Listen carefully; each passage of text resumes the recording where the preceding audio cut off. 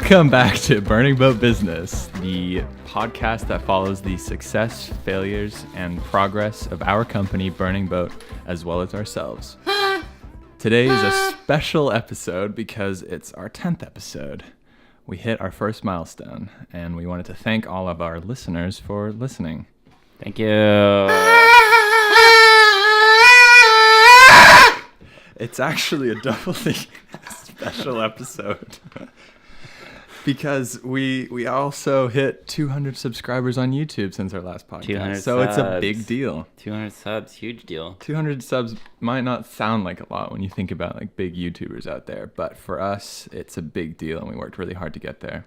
Mm-hmm. We started uploading videos on the 1st of January 2018, so it's taken us that long to get to where we are today. I don't know if you've been watching a lot of YouTube recently. Oh, nothing but. Yeah. So Taylor, he's just been gone for like 3 days because he was really ill. I was in a coma. Yeah. I got some sort of flu. Do you want to put your microphone down a little bit? Yeah, it's a little high.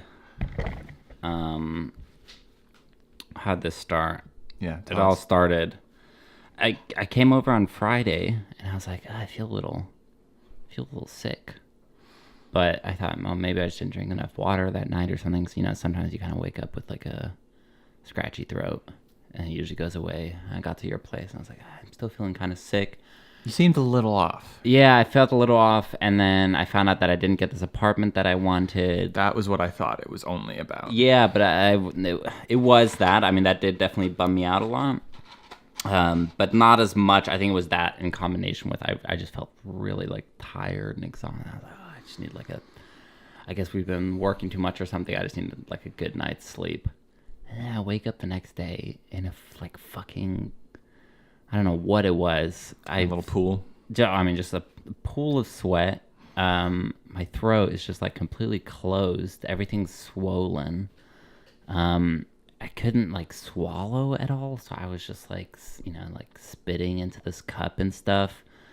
And just, that weird thing when you're living by yourself, you don't have anybody who can help you when you're sick. You kind of grow up with this beautiful, there's someone around who can like take care of you. I think the last time I was sick, I was like at my grandparents or something.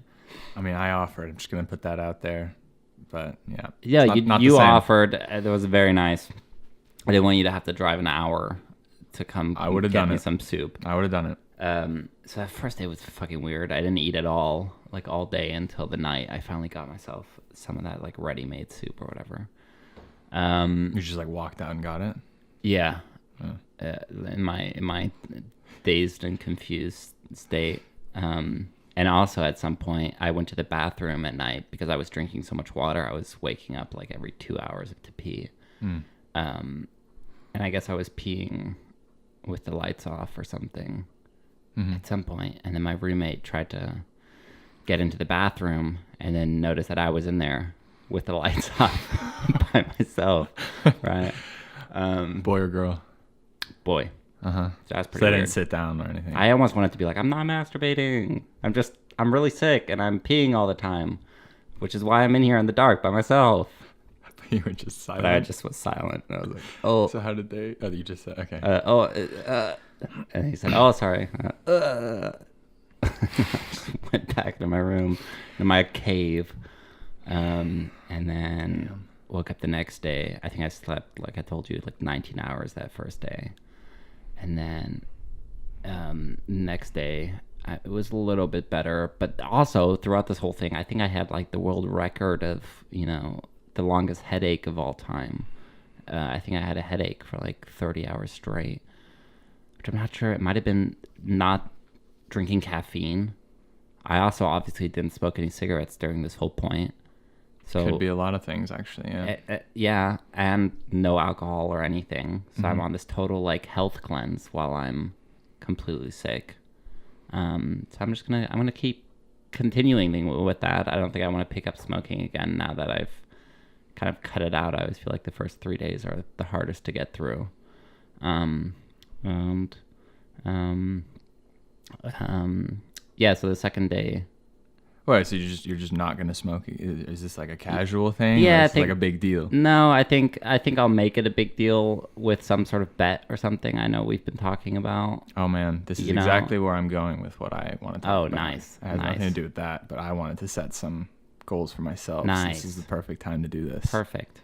We'll get to that. Well, there's Continue. nothing else interesting. I mean, I literally I sweated so much that I was just, my blanket was so wet, right, from sweating out all of the sickness, that I started putting on, because then you get really hot, right? So you put everything away, and then you get really cold, and then all you have is this sort of like damp, disgusting, right? So you're starting to put on sweatshirts, right? And then you're sweating through the sweatshirts, and you're like, oh. So that was a whole thing. I've like got to do all my laundry now again because I've just swat through everything. At least they won't smell like cheese.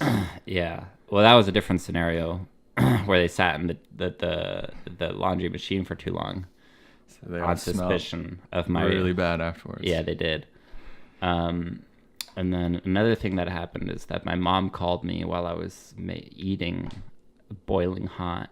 All I ate for those 2 days was soup. I didn't poop at all for 2 days straight. I don't know what that means. I don't think that's that weird if you haven't been I guess. eating and I mean, I ate you've 4 been of- sweating, so you're dehydrated. Right. Okay. That makes sense. And then I had made myself a really hot bowl of soup, and she called me, and it scared me. Oh, The no. vibrations. So I spilled the soup all You over all, like, myself. If you've had like a really bad hangover and it's like everything's just kind of like off, That's and what it- you like little sounds freak you out.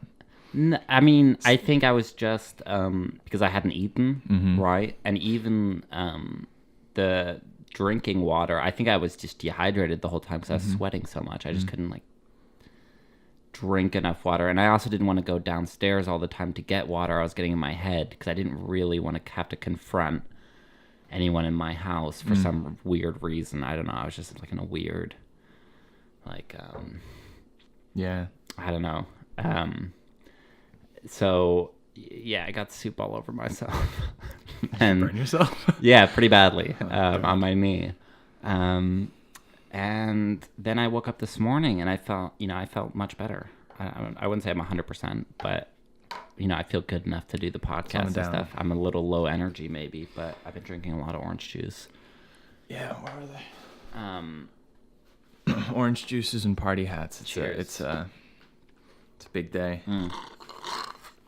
So that was the story of, and I really felt like I woke up today and I woke up from a 2-day coma.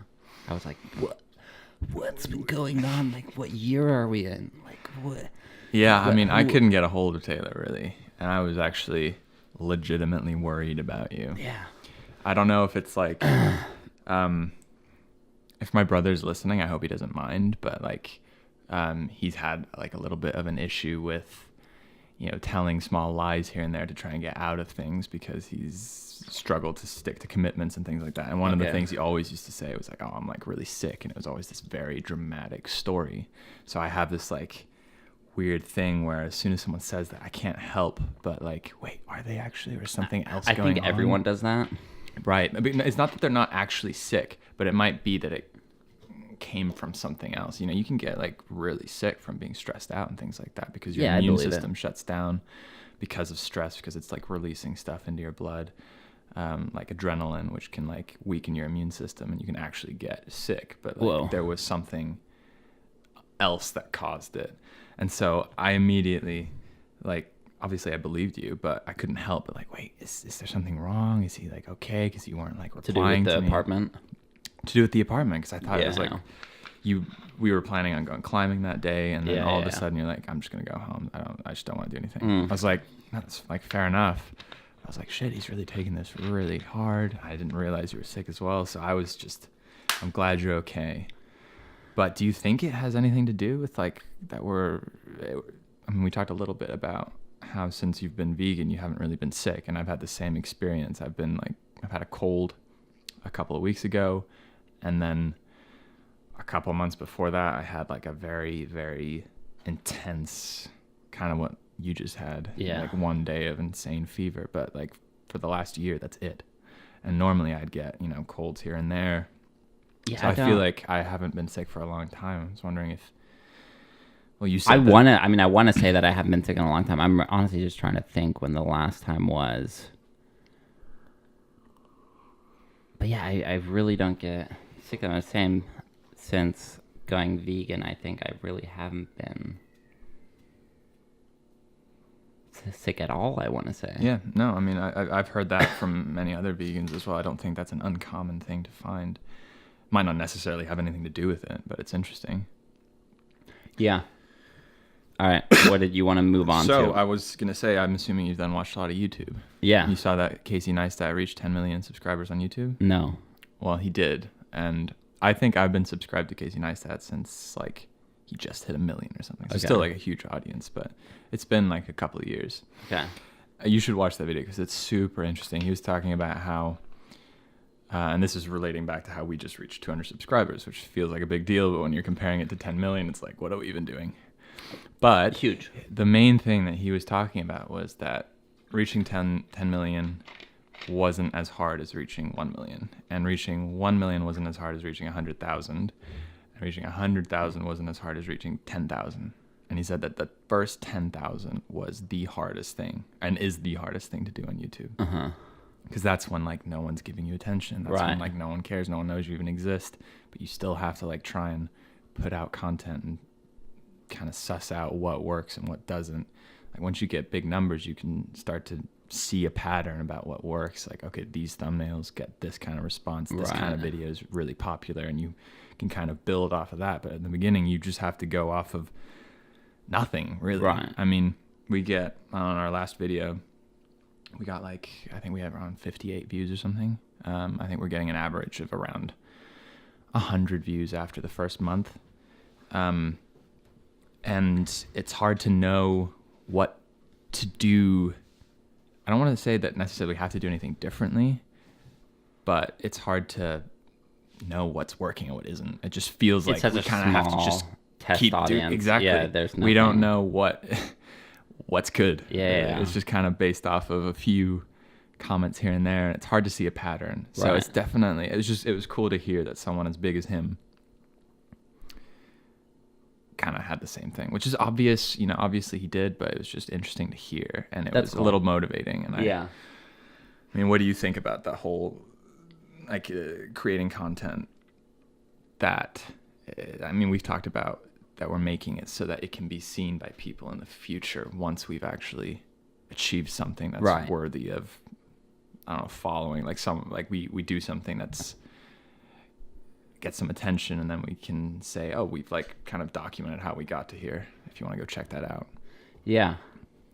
I think that's still the main goal. Yeah. I feel like the only other thing we could compare ourselves to is if there's any sort of, I don't know, statistics out there on how long it generally takes people to reach, right? 1,000, 10,000, whatever.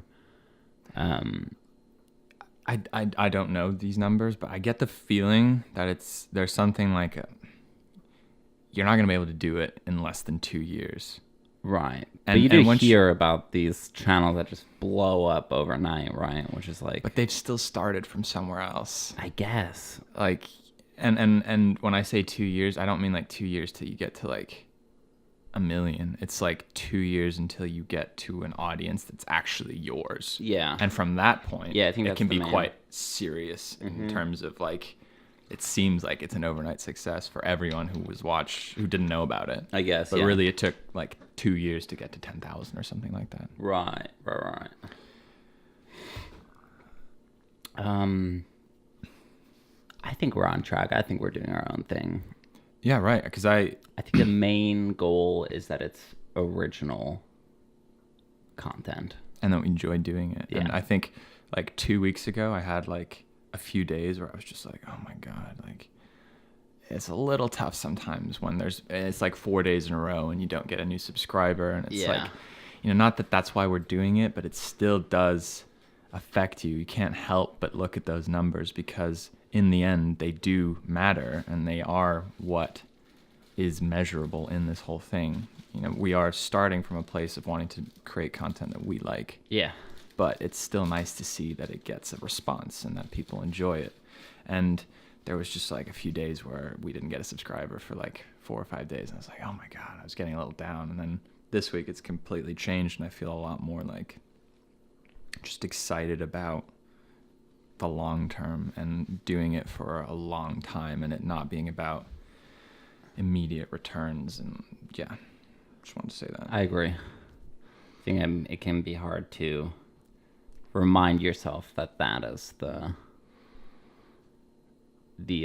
most important thing, and not to get bogged down in the numbers. Yeah. I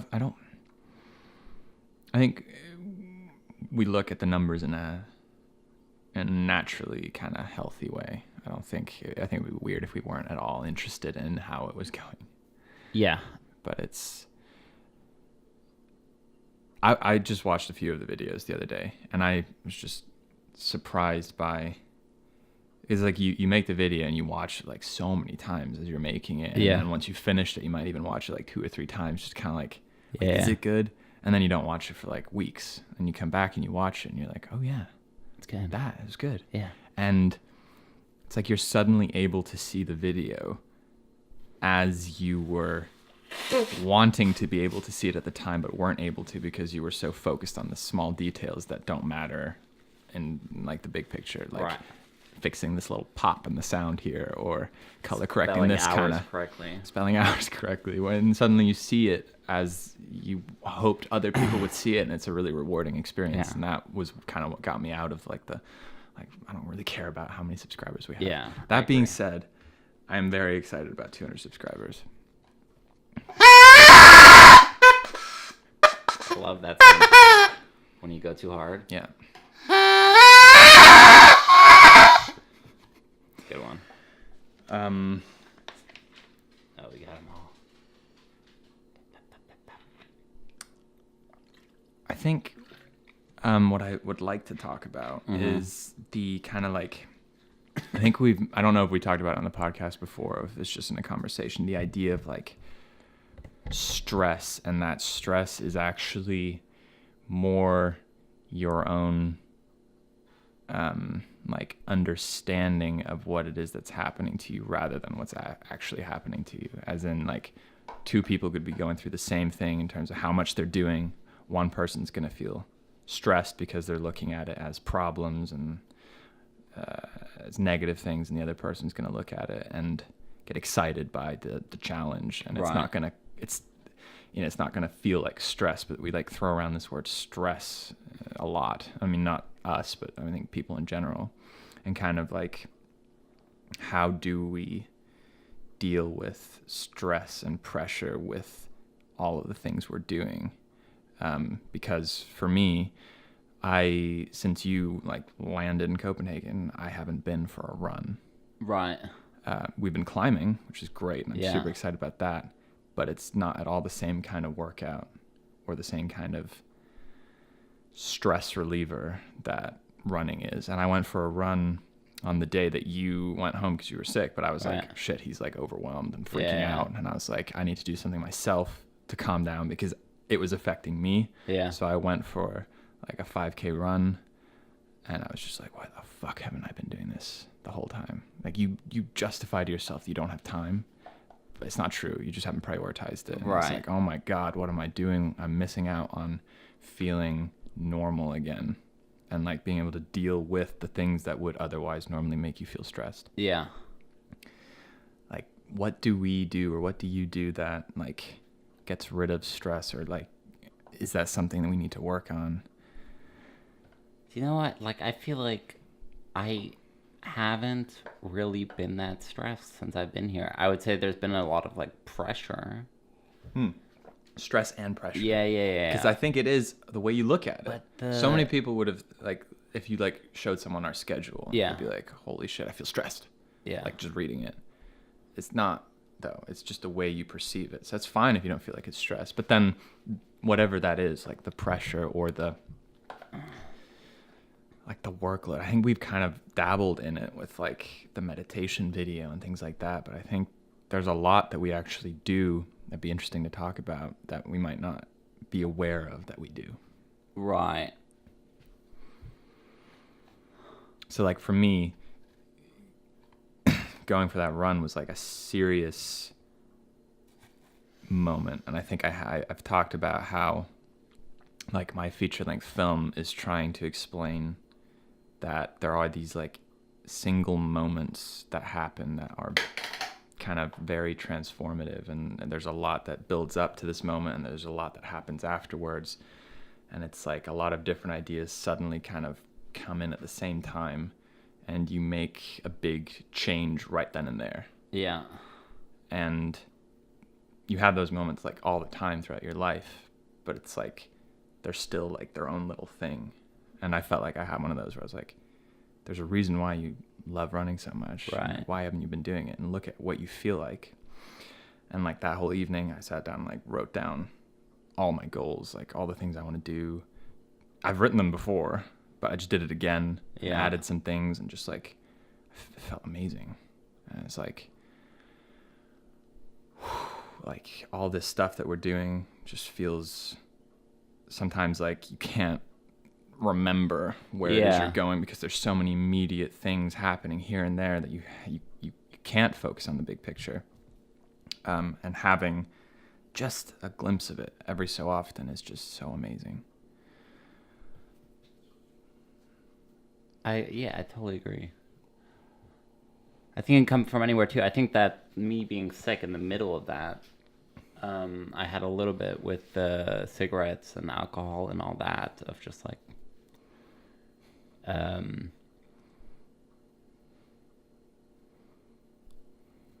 that I need to control it more or be more disciplined when it comes to that, because I think it's very easy for me to justify. Again, you can justify anything at the end of the day, but like if you're working so hard that you kind of deserve these vices in a sick way, that, you know, at the end of the day you're like, well, because I'm working this hard, it makes sense, or I'm allowed to. I don't know why that's wired in my brain like that then it's okay that I have a couple extra cigarettes, then I have blah blah blah. I think somewhere in the middle of that intense experience, I was just like, I mean, those are things that ultimately make you feel shitty. Yeah, there's a little bit of joy involved, right? And then it kind of turns to like, you know, it's unhealthy, and it does make you feel like shit ultimately, right? It's like an immediate gratification. Yeah, it's like that happiness that you feel, that small one, is taken from somewhere, you know?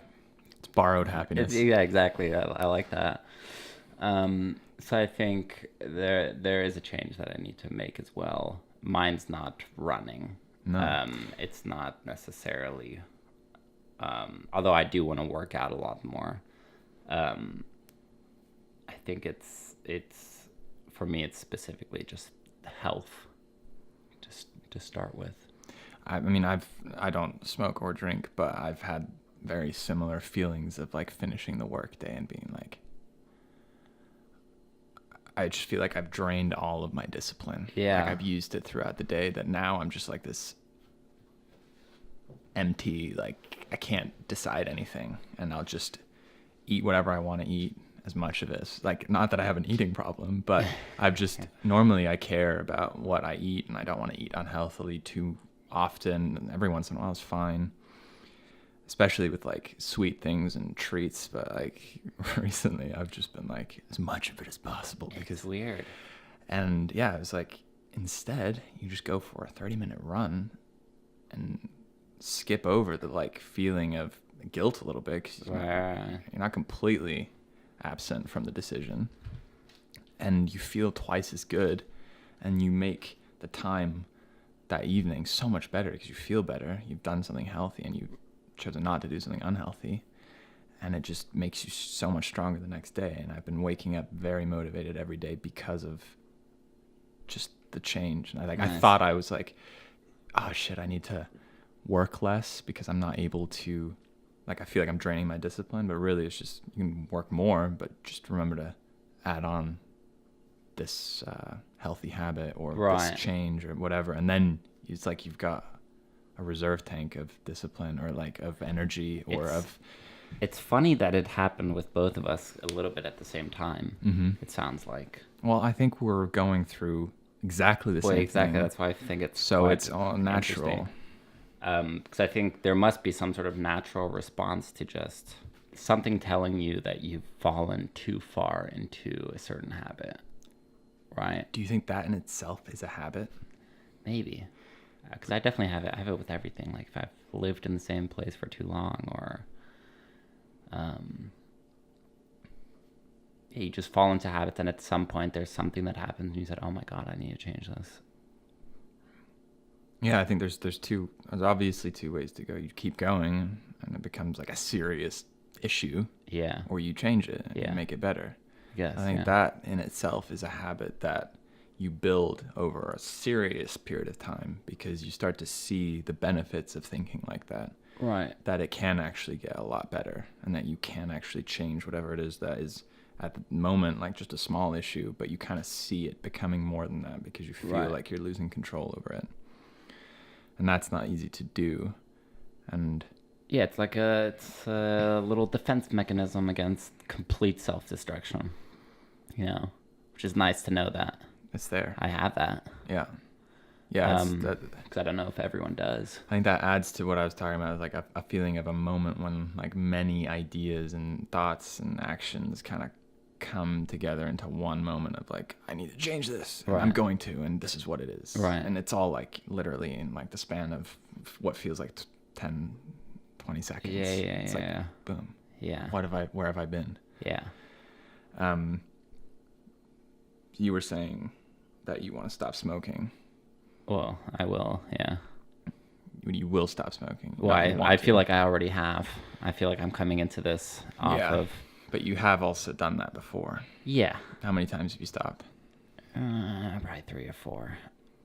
So is it something you want to permanently stop, or is it just another like collection of weeks that you can then say you've added? The thing is with the permanent, it's very hard for me to think of that as sort of like a challenge, or so I'm more inclined to say like a year. Yeah. But why? I don't know. Permanent scares me. I don't like the idea of that. I guess you just look at like what after a year, what would have changed to make it okay for you to want to do that again? Yeah, I don't know.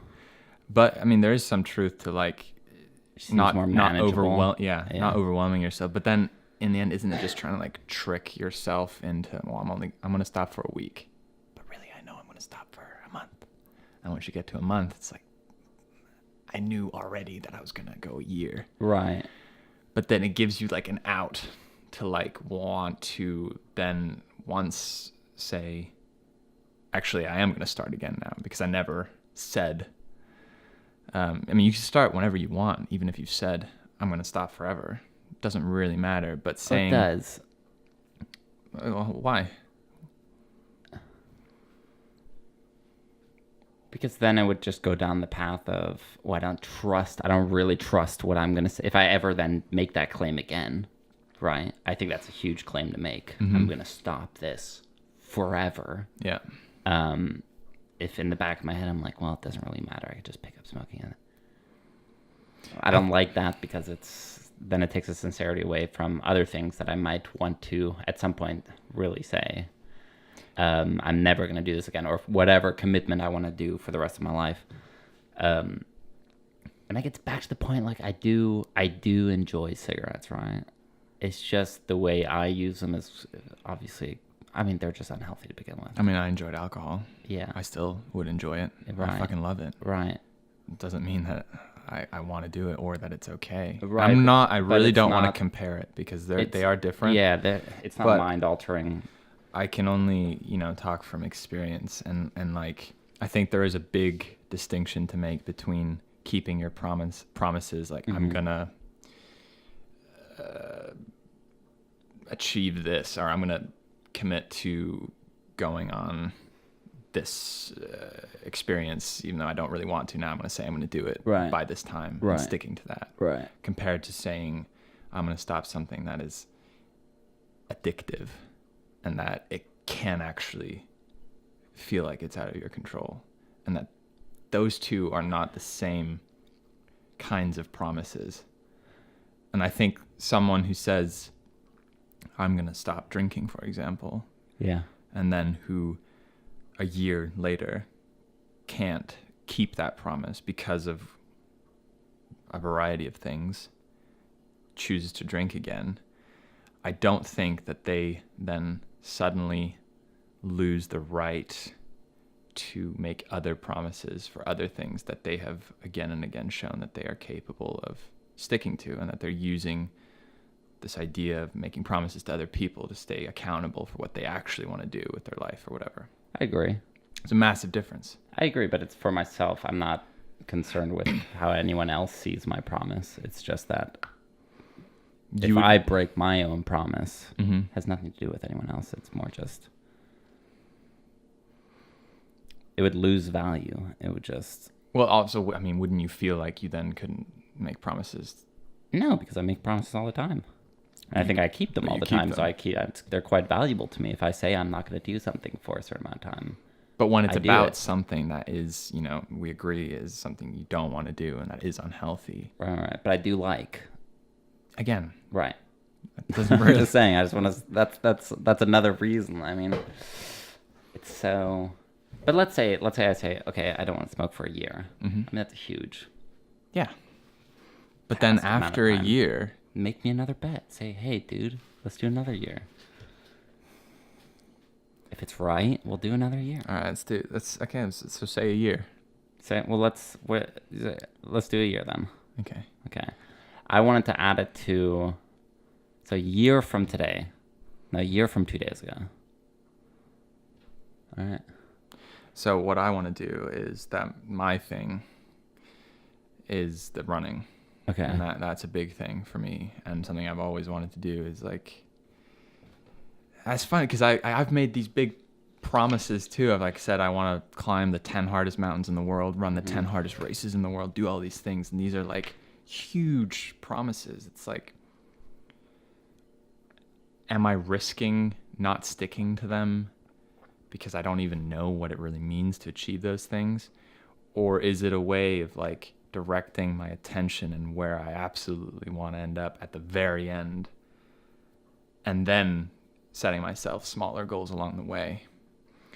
And that is kind of what I wanted to do by making those promises, or those kind of statements, if you can call them that. And Yeah. that what I want to do is slowly up the challenge that I set myself within those different areas, whether it be in mountain climbing or in running.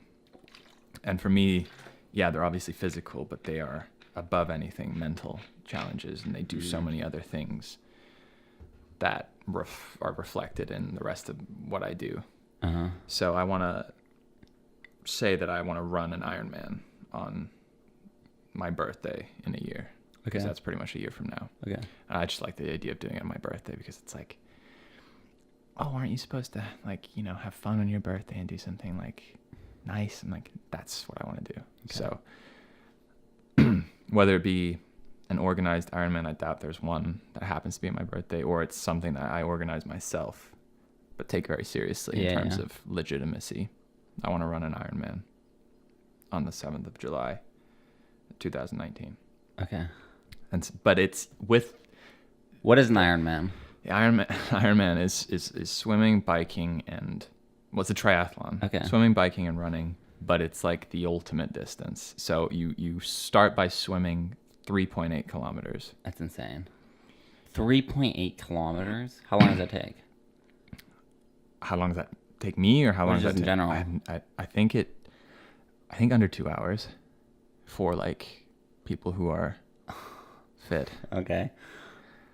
I think obviously the elites could probably do it in Yeah, no, I'm you not know, interested in that. Just 50 minutes. Okay. I'm saying these. I know a little bit about Ironman, but I don't. Okay. I'm not an expert or anything. Okay.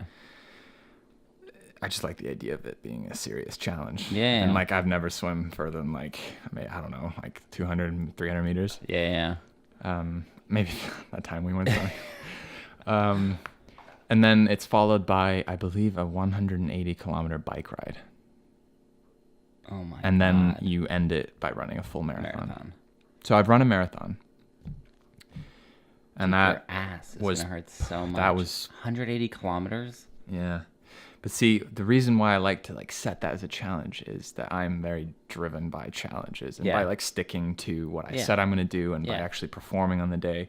So what I know that my brain is going to tell me on a daily basis, remember that you actually are running on that day, Yeah, no yeah, matter yeah. what. Yeah. Do you want to do good or do you want to not be able to do it? So like an asshole. are you going to like go for a run today? Yeah. And that is what I want to do. Okay. That's why I'm setting a challenge like that.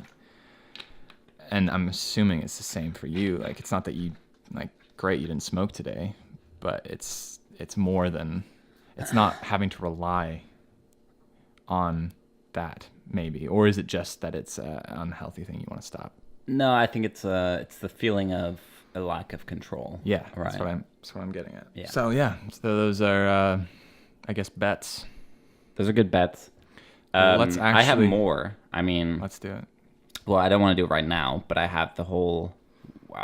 I want everything to go up to a month, and then the year is going to be the cigarettes. That's kind of how it's working in my head. The whole thing where I'm like, I'm gonna quit this for this long. I'm Do it gonna for a quit. month? Well, that would be like a day, Oh, 3 oh, days, I see. So 7 that's days, part of it. I see. 2 weeks, a month, a year. Mm-hmm. Right. I think the month will just be alcohol. And then I think, stuff like no sugar or a whole host of other things could kind of fit in between there where I don't, things I don't really think I have problems with. But it'd be interesting to interesting, see yeah, just what to happens, do. how you feel. You know. All right. Kind of want to change focus a little bit All right. and talk about the 3 things that we're doing Okay. and something I think we're both realizing a little bit. What up? So we're doing YouTube, we're doing promo, and we're doing our feature-length films. Mm-hmm. YouTube is obvious what that is. Promo is the working Mm-hmm. for other companies to make money now, Mhm. and then our feature-length films. Mm-hmm. And the question is, can we do all 3? Or is it like one of those t-shirts where it's like, you've got 3 things, pick 2 of them? I hate those. It's like, but I want to really pick all hate 3. those t-shirts.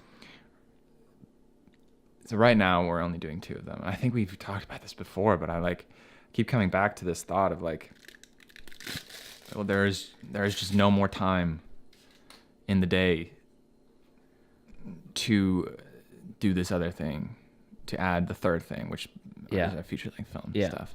And I don't have, I know where I'm going with this because we've already gone there. But like, do you think we can do all 3? Yes. Are you just saying that? Because I'm. Yes, I think realistically, with the new YouTube schedule, it's possible to do all 3. But it's 7 days a week. I mean, And it has been 7 days a week.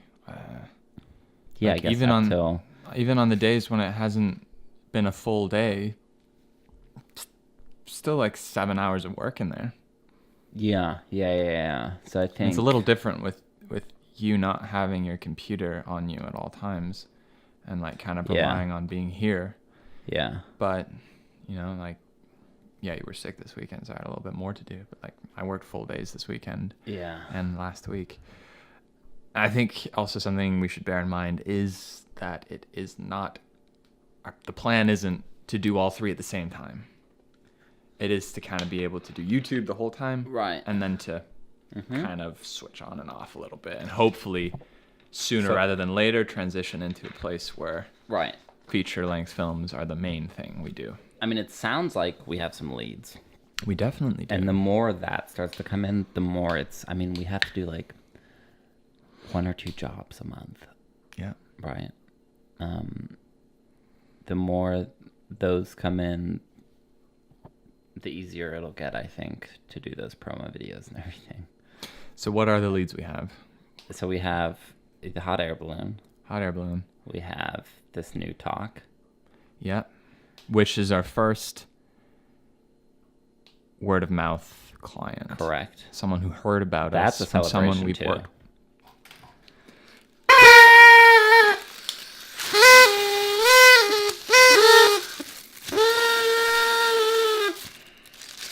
did they do that?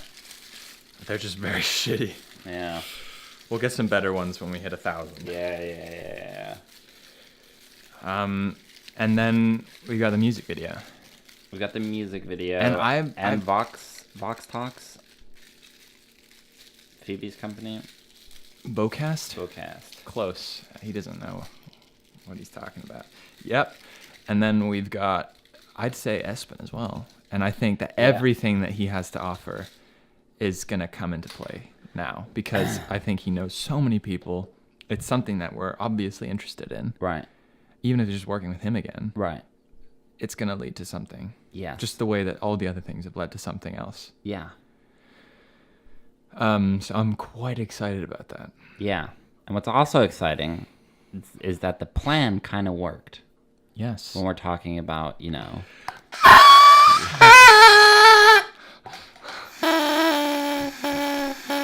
just have the mic and pick it up once.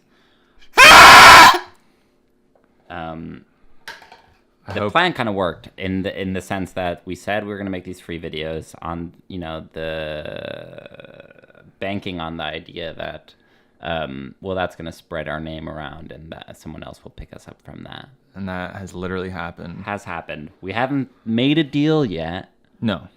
But you talked on the phone. On the phone.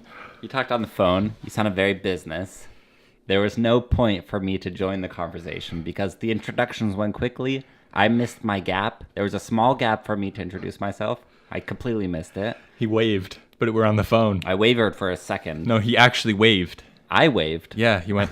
He didn't say anything. It's like, it's not a video, No, Taylor. I was trying to show you. I was like, I tried. You know? Yeah, it's great. No, I think it worked better that it was just one of us. So and too. The same with like when we were talking to the music video guy, you kind of led that conversation. Yeah. It's a little overwhelming if there's like 3 people talking on the phone. I think so. It's a little easier when it's a video because then you don't have to like remind them who's talking. Yeah. Yeah, I think we have the work to back up what we're, right. talking about. Right. And we know what we're talking about, it feels like. And so we have something on the table. It's going. We don't know what it is yet. Yeah. But there's potentially something, which is super exciting. And to add to that, tomorrow and the day after that is what we're calling business days.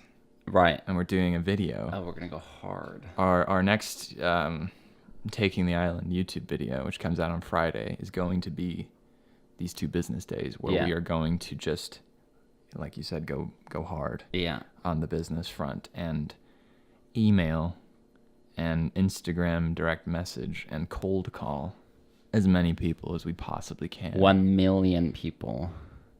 In 2 days. In 2 We've days. actually set ourselves numbered goals, which I think we should just revise and make sure is actually the right strategy, that it's not maybe quantity isn't better than quality, or I don't know, I'm not sure. We'll just have to talk about that. Yeah. But something like emailing 100 different individuals or companies, doing the same thing on Instagram, and then cold calling at least 10 people each. Okay. Just to exercise that muscle that we do need to push this as a business. Right. This is a business. Right. We are filmmakers. But, Right. we're talking about this, like, I guess we are entrepreneurs, and like, we got to think a little bit like that and do that kind of thing. I think we did it, and then, to be fair, that video got finished today. What video? The last of all the videos that kind of came out of one, other big reaching out to people. Yeah. So we just finished the last video. So it's very apt that we're starting round 2 tomorrow. Round 2 tomorrow and the day after. Yeah. That'll be interesting. Yeah, I think that'll be good. I'm very nervous about calling people. Yeah. That gets me very uncomfortable. Is that the fear setting for tomorrow as well? The fear setting for tomorrow is the being afraid of rejection. So mine is very different from yours. Where's that going? Okay. I mean, I think we can end there. Yeah, sounds good. That was a lot of interesting Yeah, stuff. I think that was good. We'll see you guys on next week's episode of Burning Boat Business.